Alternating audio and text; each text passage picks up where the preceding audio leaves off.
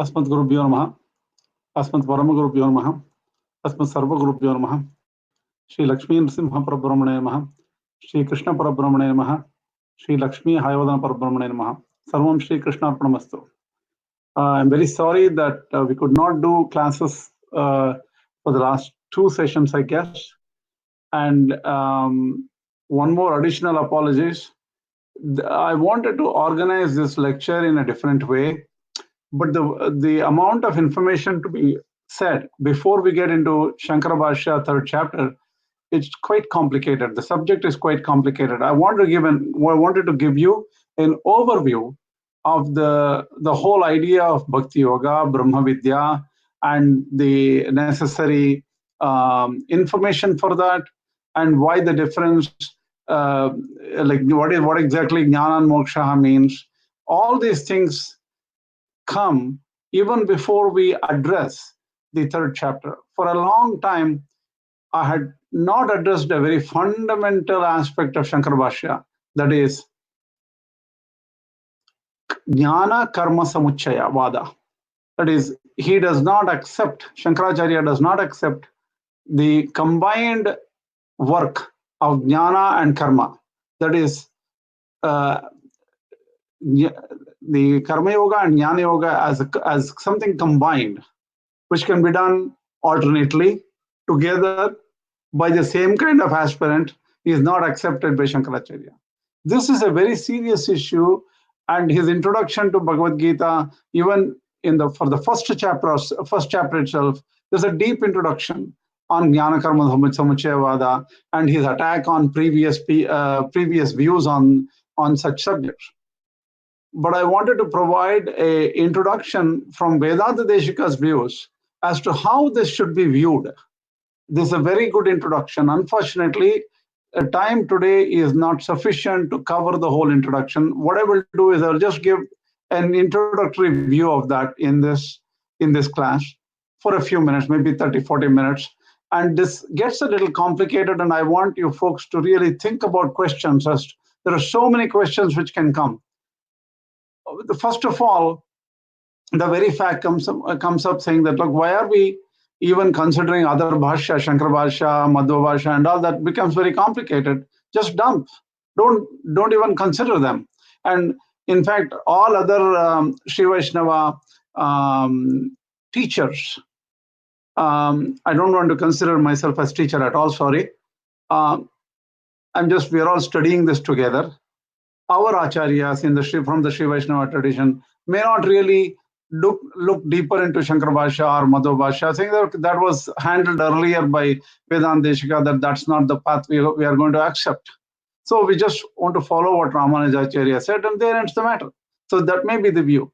But today, we took this as a different view based on what I studied from Kottamangalam Swami and several other acharyas, Rangapriya Swami and all. We want to consider Shankara Bhashya, Ramanuja Bhashya, Madhva Bhashya together, and to see that they are actually pearls in the ocean of Vedic wisdom. They're all very important to understand. So we need to understand them together, and they're not too contradictory to each other. This is what we need to understand. This whole concept is very complex to deal with. So what we want to do is we want to take step-by-step approach. In this process, what is going to happen is we may not finish 3rd chapter within a couple of lectures. I thought about this also while planning Shankara Bhashya today. It's going to take a little longer. Let it take longer, but we should be consistent, and we should explain things in the right way so that a modern person really understands the 3 positions, Shankara, Madhva, and Ramanuja positions, clearly at least. And they should not be confused after these lectures. That's my whole sincere goal. Hope our acharyas and Sriman Narayana help us to achieve this goal. Okay, let me show you the slides now.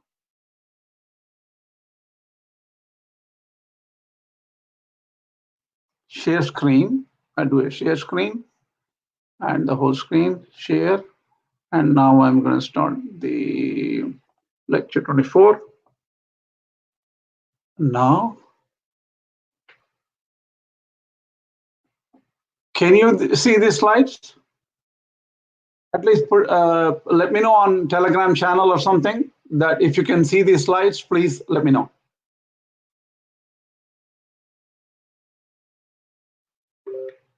Okay, great. I got it. You can see the slides. You can unmute yourself if you want. I don't know whether I unmuted it or I should I unmute. Maybe I should unmute. Let me see if I can do that. Let me stop here, stop sharing.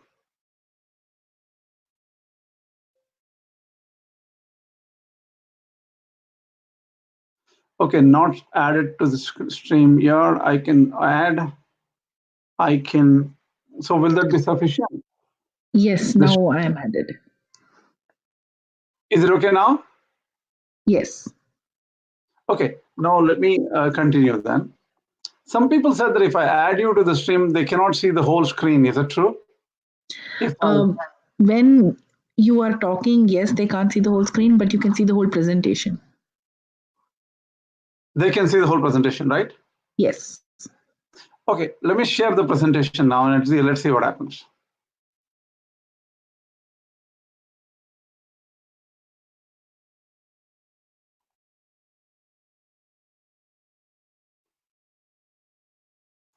Is this okay? Actually, I see that both of us are on the side, so maybe you want to not add me, and if you want any insight, you can add me again. Okay, let me do that then. Okay, stop sharing.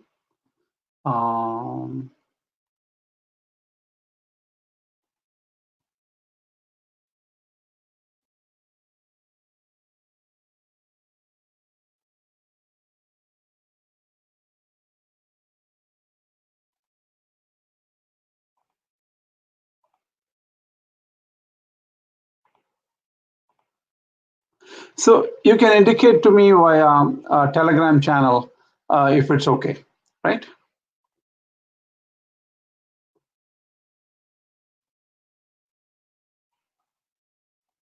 So, okay, now it's okay now. Let me start. Okay, now let's get to some fundamentals. Before we start Shankara Bhashya on the third chapter, let's look at this karma, avidya, anadi chakra. It's not anandi chakra, it is it is avidya chakra. Let me correct it here.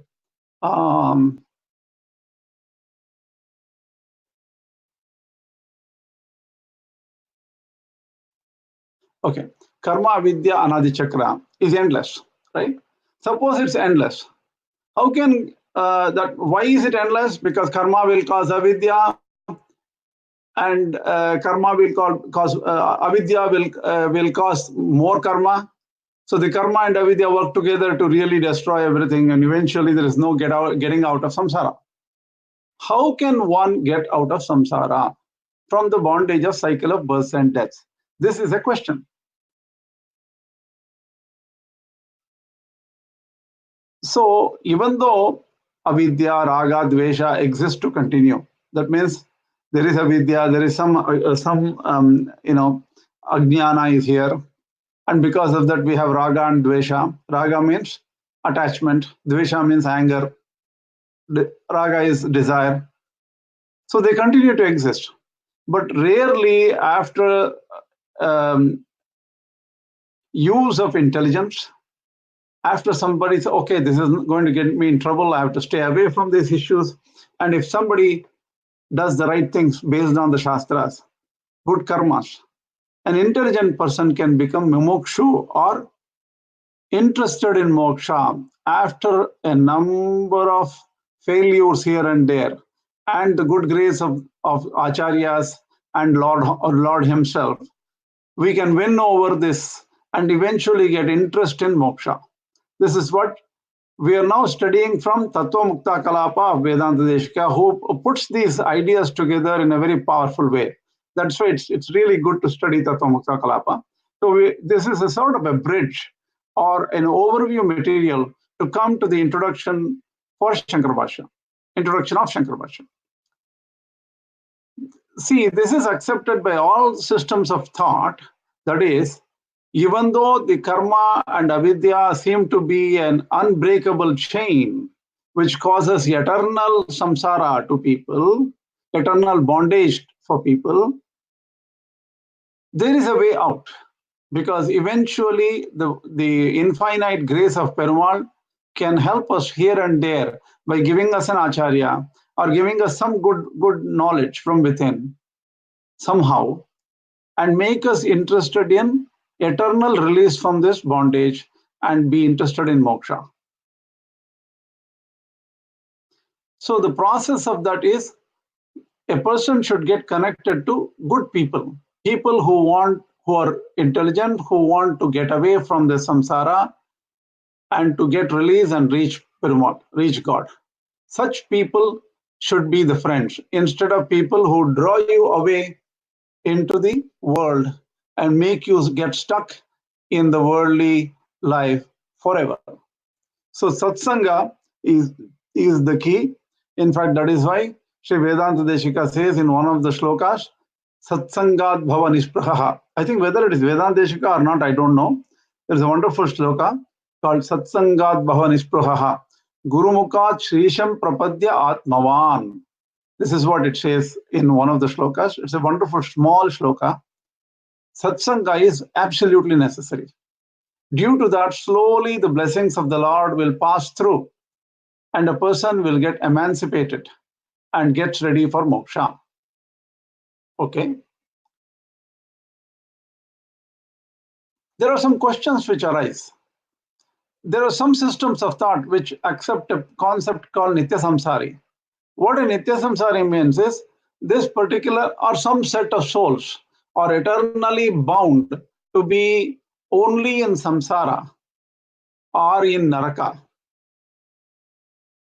They will never get moksha whatsoever, not in a infinite number of years in the future. They're eternally tied, bound, and they suffer continuously forever. This kind of a view is there in some systems of thought. This has to be dealt through in seriousness. But Shiva Vaishnava Siddhanta or Advaita does not agree with this view that there are a set of souls which are eternally bound and eternally there is no moksha for these souls. This kind of a view is not accepted by these two systems. Dvaita, on the other hand, has some difference of opinion in this. We will deal with the Dvaita view much later. We will just postpone that. We don't want to open that right now. So given this situation, what is the pathway for moksha? What is the sadhana method for moksha? Is a question which arises. Vedanta Deshika confidently concludes that all the Shrutis, all the Vedas and Gita including, declare that bhakti is the method for moksha. Bhakti is a method to get release from this bondage. And what does this mean? Let's get a little deeper. We should understand the relation between karma and bhakti. So, how does bhakti work? Bhakti needs unmixed, unbroken, continuous remembrance of the divine form of the Lord. This kind of remembrance, focus, and thought process is very difficult to achieve because so many thoughts come into our mind. Mind is not under control. We will be pushed here and there. Suddenly, we have bodily wants like, oh, I am hungry now, I am thirsty, I want to do this, oh, somebody is going to come and meet me here. All these kinds of things come in the way of bhakti. So, how would you want to prepare yourself to achieve the focus of mind which is needed for unbroken thought process, unbroken remembrance of the divine form of the Lord? It is due to karma and jnana. Karma and jnana, karma yoga and jnana yoga are necessary.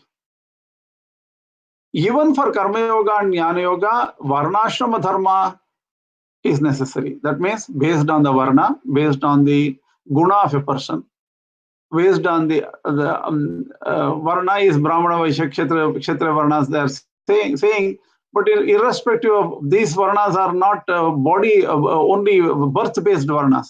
They are guna-based varnas. Do I have sattvic knowledge? Do I have the purity of sattva in me? This kind of a view one person should look at, not just birth. Varna, ashrama means whether a person is a brahmachari or a married person or a sannyasi. These kind of ashramas are there. For each ashrama and each dharma, each varna, there is a dharma, a type of prescribed work.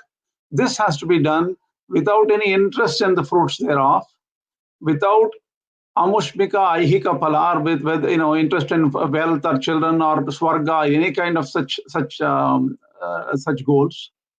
Once such activities are done, that is varnashrama dharmas are done with dedication to the Lord, only with the purpose of pleasing the Lord, then one gets bhakti. That means varnashrama dharmas done with karma yoga, jnana yoga will lead to bhakti.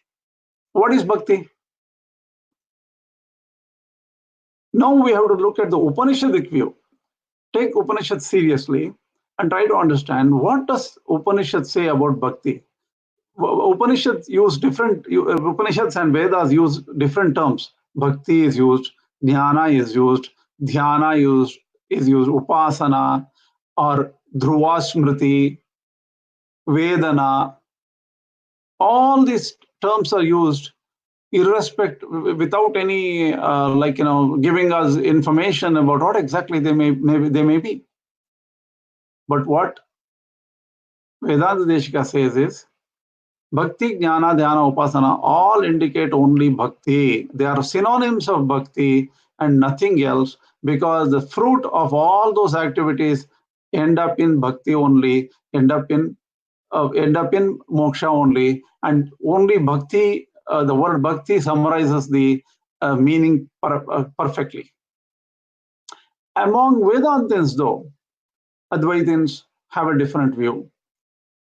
What is the direct means to moksha?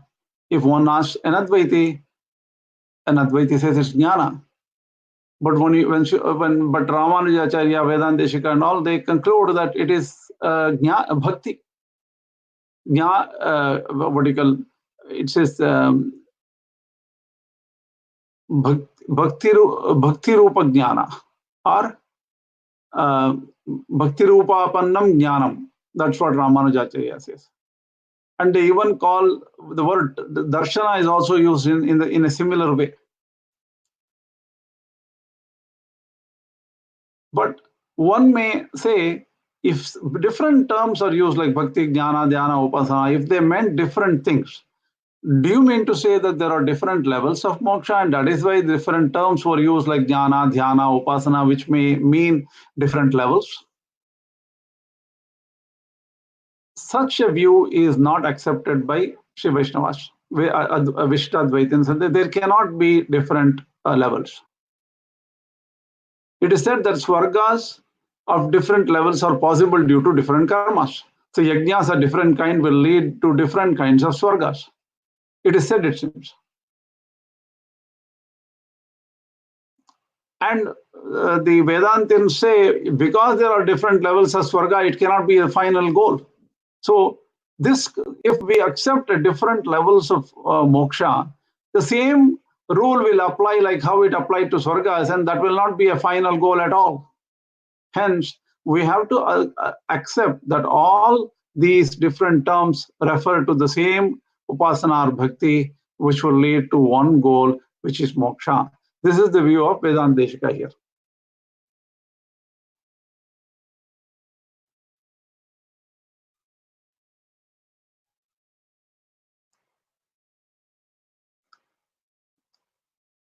So, nature of bhakti. Let us try to understand this a little bit better. We're trying to understand bhakti even before we get into bhakti yoga, right? It is sort of an issue here. Why are we doing this? That's because we need to understand the strategy of different acharyas right very early at the outset, so that when they say we have different views on karma and jnana and other things, you understand why they are saying it, why they have a different view. Let us take, for example, the Advaitis, Vivarta Advaitis. Vivarta Advaitis are, Vivartavada is one form of Advaitins. There is Bhamati Vivarana school, they say, and that is a Vivartavada Advaitin. And there is a slightly different school in the Dvaita itself. There are slight Bhamati school and Vivarana schools are different. The Bhamati school seem to be different, but Vivarta Advaitis think there are two kinds of muktis. There is a paramukti and aparamukti. Paramukti and aparamukti, why are they saying these two? Paramukti is the highest level of mukti. It is only possible due to darshana, and only jnana can give you darshana. And that is the highest level of moksha, is what Vivarta Advaitin says. What is aparamukti? Aparamukti is a lower level of mukti, which is due to different types of upasanas like dhyana, upasana, smriti, vedana, and all this. They indicate different levels. This kind of separation into different levels of mukti, different levels, and aparamukti being due to all these methods is not acceptable to Vishishtadvaitins. Because what they say is the paramukti is supposedly given in the statement Brahmavida apnoti param in the Taittiriya Upanishad. There paramukti is said. Even that Brahmavit, the word with is given, and darshana is not indicated. So darshana being the darshana or the direct sight, which causes paramukti according to Vivartavadins, is not indicated by this term in the Vedas, that is Taittiriya Upanishads. Hence, it is better to understand darshana, vedana, smriti, upasana as identical to each other, and let us agree with one level of mukti and not break it up into these kind of levels of muktis. Now, there is also a statement, Smritir Lambe Sarvagranthinam Vipramokshaha. What is the value of the smriti, or constant remembrance of the of Lord? By continuous remembrance, even though it takes a long time, the Granthi Moksha occurs. That means this person's, the bondage, the knots within the heart, Vishnu Granthi, Rudra Granthi, and all these Brahma Granthis which are inside, they just break up, and one can pass through Archiradi Marga and then can get moksha. This is what is said in this is the secret of Bhakti Yoga. And Gita, being the essence of the Upanishads, also supports Bhakti.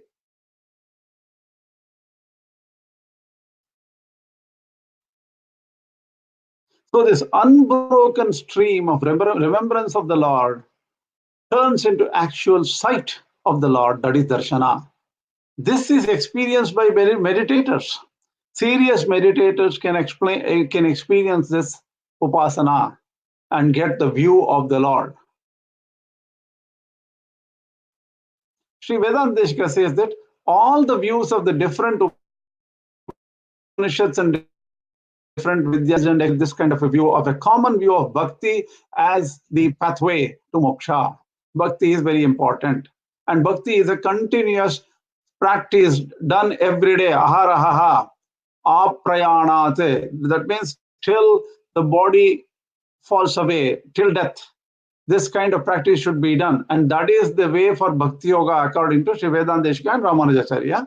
That's explained very well by Sri Vedanta Deshika in the Tattvamukta Kalapa Grantha.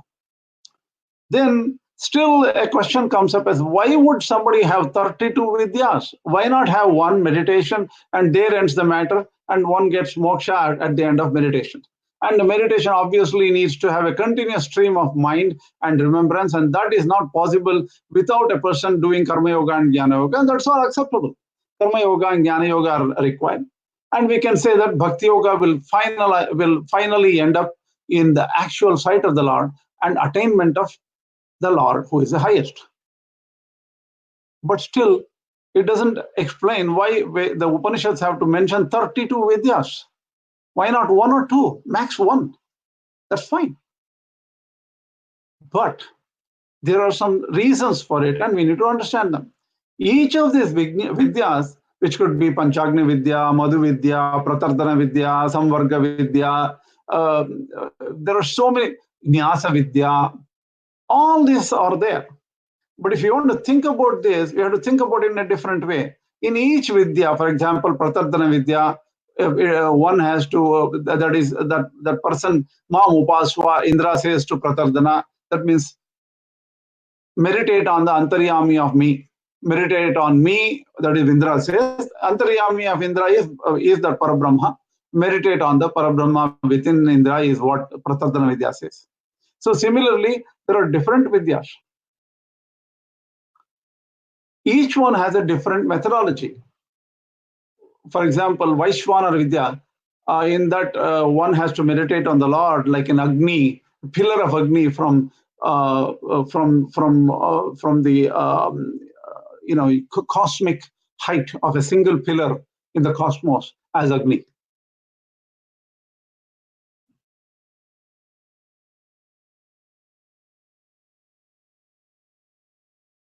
In the Sahasranama, it says, Bhupadavyasyanabhi Vyadasura Nilachandra Surjau Chanetre. There's a huge universal picture depicted in the Dhyana Shloka of the Sahasranama. That is a Vidya, something like a Vishwarupa. So different Vidyas have different methodologies and different gunas of Lord. The gunas, each of that is, there is no real difference between the Vidyas in terms of the final goal, but not everybody can do all the Vidyas or even some particular Vidyas. You need to understand how to do these Vidyas and how to be in this method. Nowadays in this Kali Yuga, we know that none of these Vidyas really probably exist. Probably there may be one person sitting somewhere in the Himalayas who is able to do this kind of Vidya. We don't know. They cannot choose all these methods because Lord Parabrahman has infinite auspicious qualities, Ananta Kalyana Guna Gana, right? So everybody, an aspirant cannot remember all these gunas or even imagine all these gunas or realize all these gunas and then cannot do anusandhana or constant remembrance of that guna to achieve that Paramatma. It's very difficult. Hence, these are prescribed for only some aspirants. Probably one or two Vidyas a person can really do. And I'm not talking about people like me. But all these Vidyas lead to Brahman only. So there is no problem. So let us try to understand the connection here. Karma and Jnana helps one to achieve Atmavalokana. Atmavalokana is vision of the self. And after experiencing the self, one gets qualified for Bhakti Yoga, which is a discipline of focus, continuous focus of mind on the divine form of the Lord, within and everywhere. And this is Bhakti Yoga. And by Bhakti Yoga, one can achieve moksha. And we already talked about the different Vidyas, which are the forms of Bhakti Yoga. And the commonality for all these Bhakti Yogas is the Varnashrama Dharma. Performance of Varnashrama Dharma is necessary for Bhakti Yoga. So this is how the whole idea is set up from the Vishishtadvaita perspective. Let's put right now as only Vishishtadvaita perspective. We'll figure out how the other acharyas differ in their view.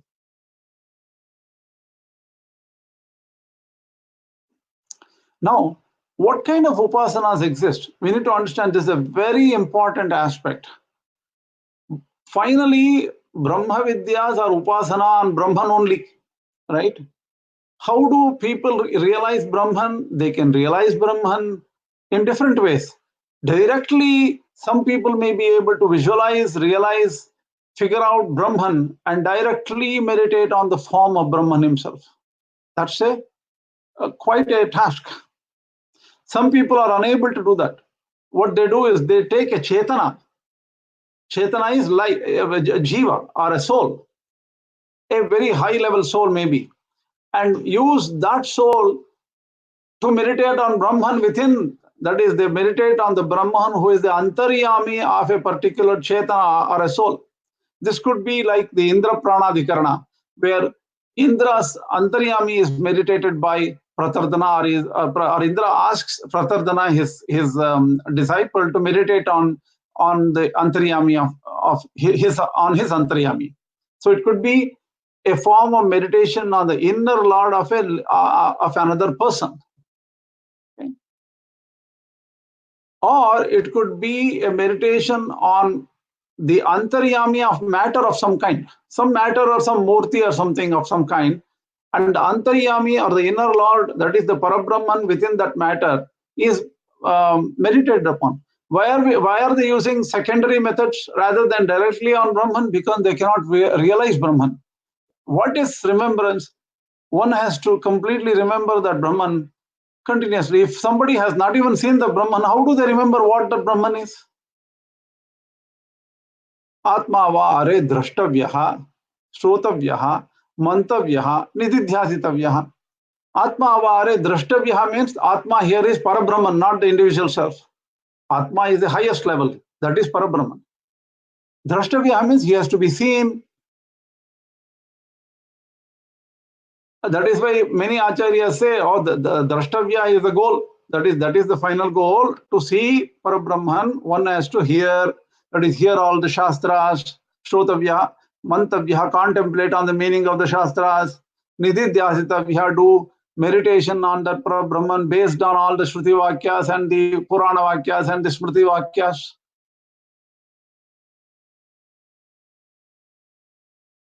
So, most of the acharyas agree that since Brahman cannot be directly seen, the only way to see is by imagination based on the rishis who have expressed their views of Brahman in these shastras. Like Rukma Bham, Swapnadi Ghamyam, Rukma Bham, he is of the color of the golden color. Hiranyashmashruhi Hiranyakeshaha, Apranakat Sarvayeva Suvarnaha, he is like the golden person. From top to bottom, he is made of gold.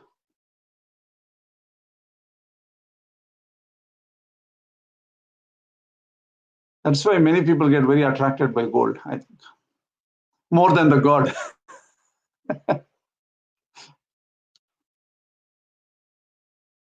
But jokes apart, that Parabrahman has to be meditated upon.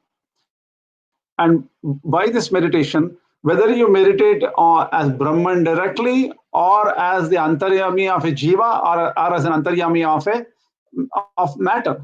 So these three are known as Brahmopasana, Chit Shariraka Paramatmopasana, Achit Shariraka Paramatmopasana in the Shastras. There are three methods.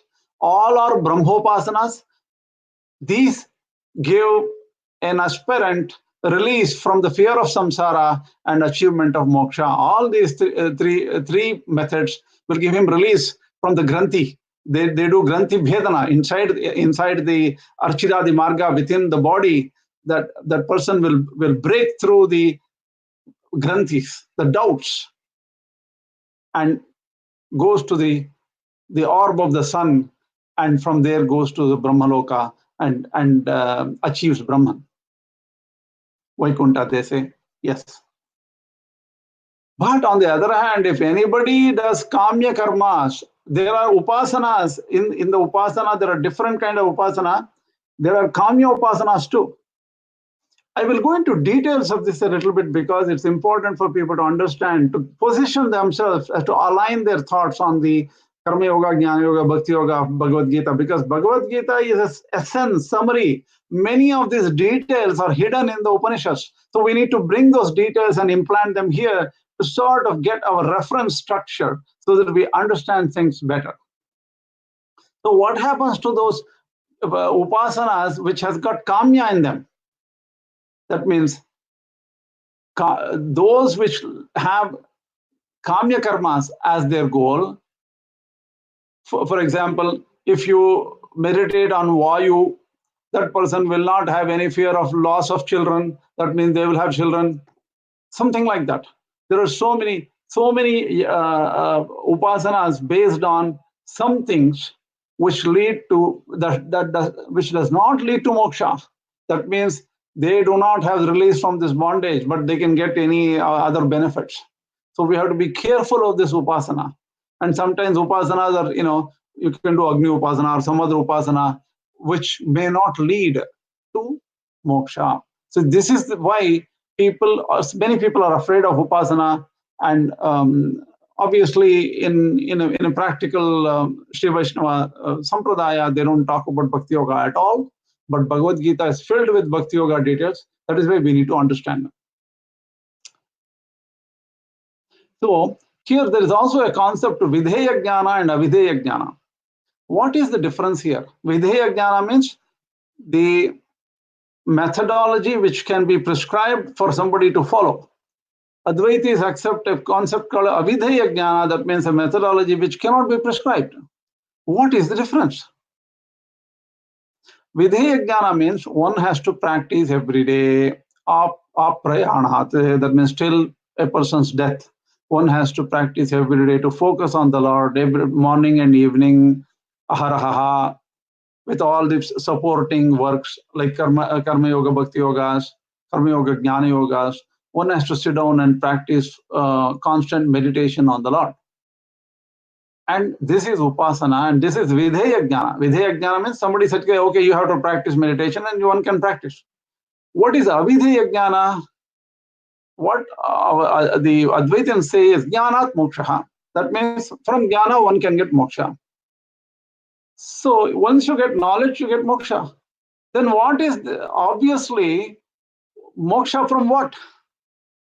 Moksha from bondage. What is the nature of the bondage? If one jnana can release, give you release and give you moksha, then what is the nature of bondage? It has to be illusory. Why? Because only an illusory thing will go away from knowledge. If you say that, oh, this piece of worm-looking, snake-looking thing is just a rope. Oh, it's just a rope. That's it. Okay, I am not afraid of this rope anymore because that is not a snake. So jnana, which breaks away the illusion that this is a snake, will free you. Say, okay, now I know that there is only a rope and there is no snake, and I'm very happy. I'm not at all afraid. So you're released. By just knowledge, you're released. So jnana and moksha presupposes that the illusion or the bondages should be bondages of the nature of illusion. The bondage itself is the nature of illusion. And hence knowledge can take us away from this bondage. But how does this jnana come? It is like a just turn on the light and light comes up, right? This knowledge cannot be prescribed for anyone. The knowledge has to dawn in the mind of the aspirant. He suddenly gets knowledge, then he says, oh, everything is illusion. I'm released now. This can only occur to a person like that. So Avidheya Jnana is what Advaitis practice. And that is what that is an Advaita aspect is Avidheya Jnana. Vidheya Jnana is what a formal upasana can be done step by step. Now, this one is not necessary. I was trying to do something on this, and it's not complete. Now, what we can do is today, this will be a short class. I only try to introduce certain concepts before we get deeper. And even that introduction, I have not done it completely because I was going to start the concept of Jnana-Karma-Samuccaya, whether jnana and karma can be combined with each other, or karma is for somebody else, lower level aspirants, jnana is for higher level aspirants. Is this the truth? So this is a long conversation we are going to have, so that we need to understand, so that we can understand Shankara Bhashya very clearly. Hence, what we're going to do, we're going to stop here And I will go do some deeper research to clarify things. I could not do so much of research this weekend. So I have to prepare a lot more to clarify certain things and then bring the concept of Jnana-Karma-Samuccaya-Vada according to different acharyas, because this is a long history of philosophical view on this. So excuse me for this half-done job this time. We will definitely focus. At least I wanted to introduce some concepts here so that it will form some kind of idea in your mind. And hopefully the next week you'll think about these things. And end of next week, we will have, probably on Sunday early morning, we will have a class. Next class, which will go much deeper into all these concepts, and we'll get to the bottom of how to start understanding Shankara Bhashya in the next class. With this, I'll stop for questions if you have any. Please let me know if you have any questions in this. These are important questions. Even if you want to write down questions and send it to me over a Telegram or email, that is fine. I want you to focus and think about these aspects so that we can get prepared for the next class. So I'll open the floor for questions now.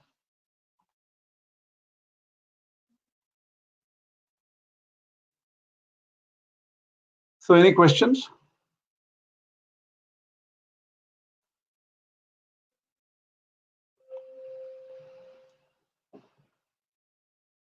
Yeah, I have added to the StreamYard. Any questions? Yeah, I had sent a question on Telegram. If Advaitis believe that jnana can cause release from bondage, then where does the bhakti feature? So for Advaitins, bhakti gets combined in the karma itself. In the karma yoga itself, bhakti is a part. So this is a little bit of complex issue, but even for Vishishtadvaitis, there is nothing called pure jnana or nothing called pure bhakti or pure karma. In karma yoga, there is a portion of jnana and bhakti. In the bhakti yoga, there is a portion of karma and jnana. In jnana yoga, there is a portion of bhakti and karma. So you can never have a pure jnana yoga or karma yoga, bhakti yoga according to Vishishtadvaita. According to Advaita, karma yoga involves bhakti yoga. So maturation of karma yoga gets into bhakti yoga. And after bhakti yoga, jnana comes for Advaitis. So that will become clear only in the next several lectures. It will become slowly clear if you analyze Shankara Bhashya properly. So we can, my final goal is to how to understand different views of acharyas and combine them together. It's going to take some time to really get to that maturity. We will develop that thought process. Any other questions?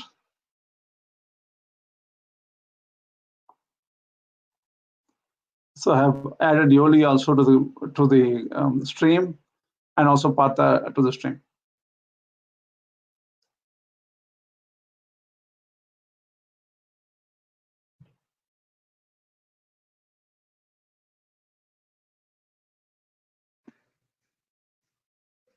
So if you have any questions, if they pop up, you can always send an email and ask me questions. So this time I have hopefully I've introduced some concepts at this point, but we'll go much deeper into these concepts next week. There is a question by Yoli on the StreamYard chat. Oh, in the StreamYard chat? Why am I not able to see? I'm not able to see. What is that? I can read out the question. How can we know for one person which path to start? Which path means what path? I didn't understand. Which path? Is it Karma Yoga, Jnana Yoga, Bhakti Yoga, or what? In general, I can say Karma Yoga is a safe place to start. And from Karma Yoga to Jnana Yoga to Bhakti Yoga, we have to graduate. That's a safe path to start. But one can ask, can karma yoga be done if somebody wants to directly use it? See, here where the Sampradayik issues come. That is, what would a Sri Vaishnava do? What would a Madhva do? What would an Advaiti do? Or what would somebody who is not who is not born into any of these systems of thought, or who does not have any influence of these systems of thought, who is totally foreign to it, will start doing. They have to realize where their mind is, as whether the mind have the capacity to focus on the Lord.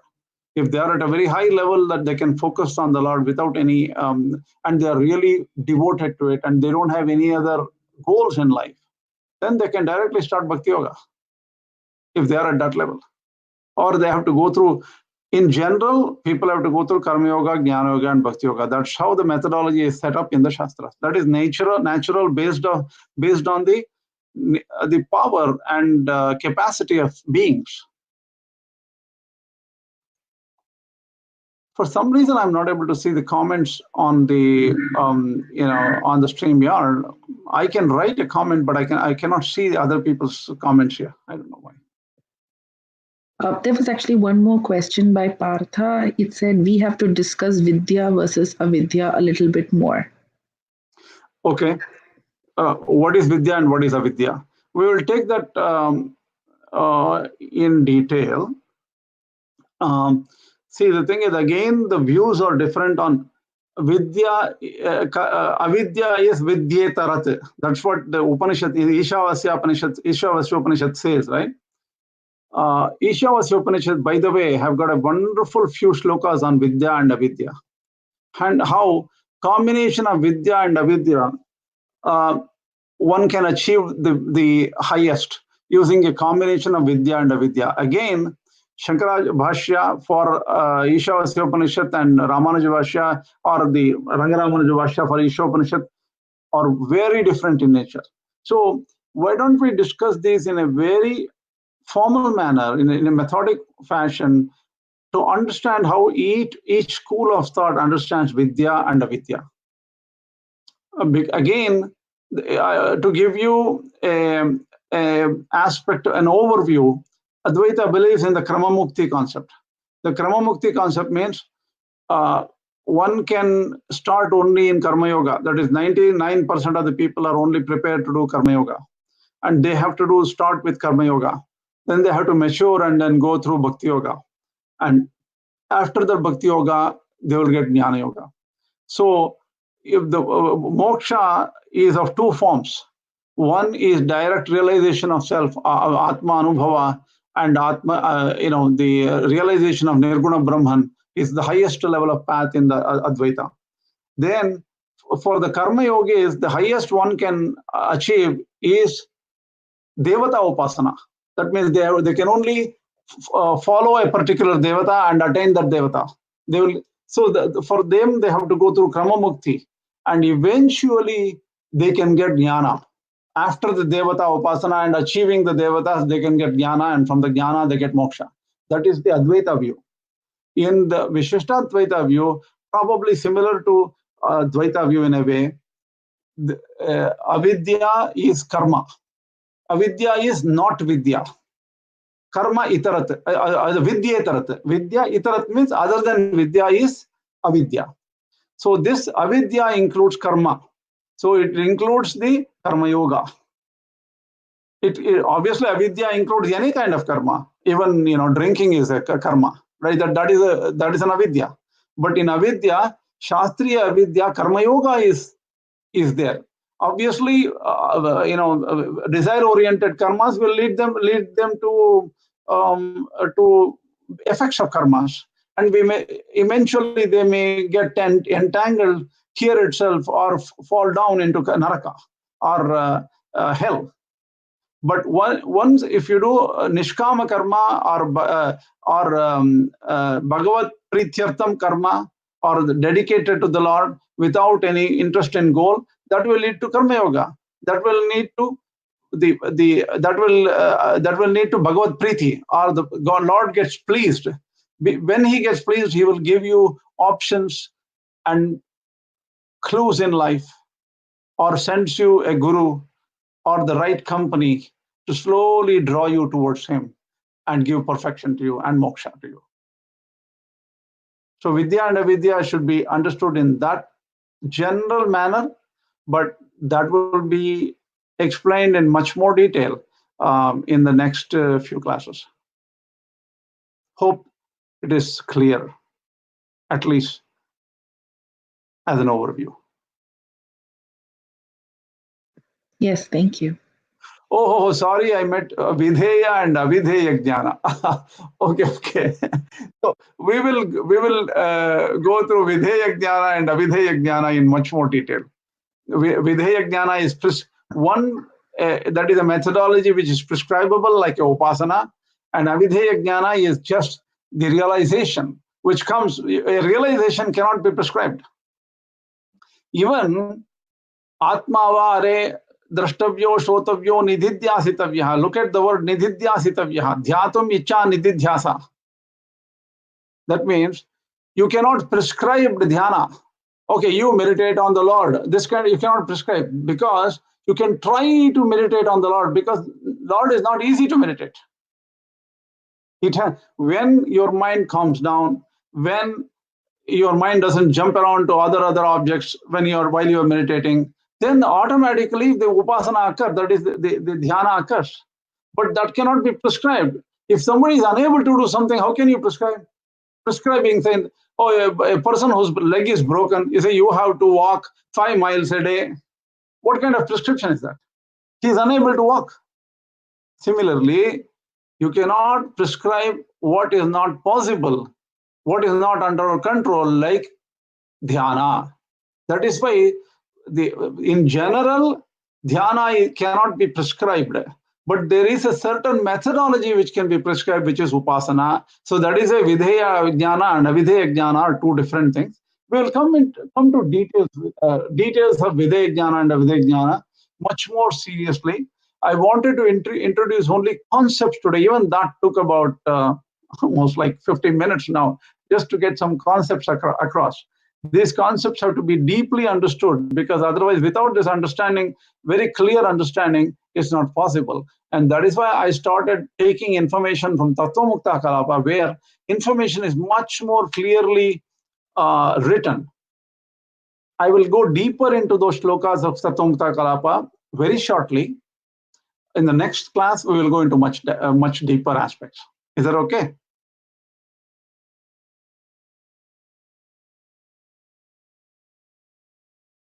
Yes. Okay.